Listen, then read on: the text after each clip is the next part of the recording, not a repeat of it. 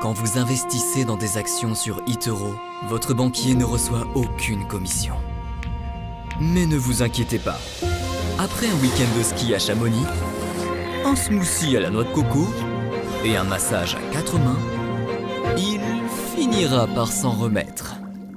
Investissez dans des actions sans payer de commission avec eToro.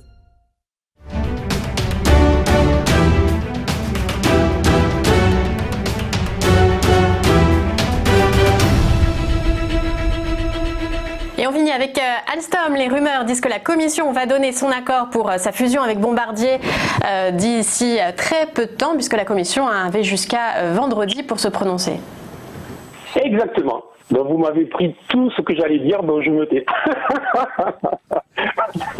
Donc allez, bon j'ai quand même 2-3 trucs encore à dire, donc ça va, je suis sauvé. Bon alors j'avais conseillé en fait la valeur il y a 2 semaines, puisqu'on avait eu une sortie sur une phase de range, donc une phase de latéralisation relativement courte là, et on avait eu une sortie très intéressante avec du volume, voilà, et depuis 2 semaines la valeur est en hausse de plus de 11% depuis ce conseil donc très clair, alors que les actions françaises sont plutôt en repli.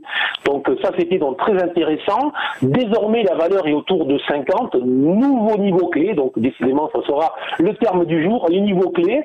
Et celui-là c'est un niveau clé qui est en fait une ancienne résistance. Et tout simplement c'est l'ancien sommet qui date du 17 février. 17 février, ça parle je pense à beaucoup d'investisseurs, c'était juste avant la chute des marchés. Donc il est très intéressant aujourd'hui de regarder comment les investisseurs vont prendre justement les rumeurs autour du dossier de la division ferroviaire de Bombardier. Alors selon ces rumeurs, vous l'avez dit, dont les autorités européennes devraient valider d'ici la fin de semaine, logiquement. Et si c'était le cas, cet ensemble deviendrait le numéro 2 donc mondial, et juste après le chinois CRRC. Voilà.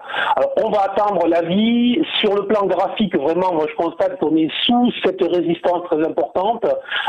Donc tout simplement qu'on a pu rentrer 11% avant d'être sous la résistance.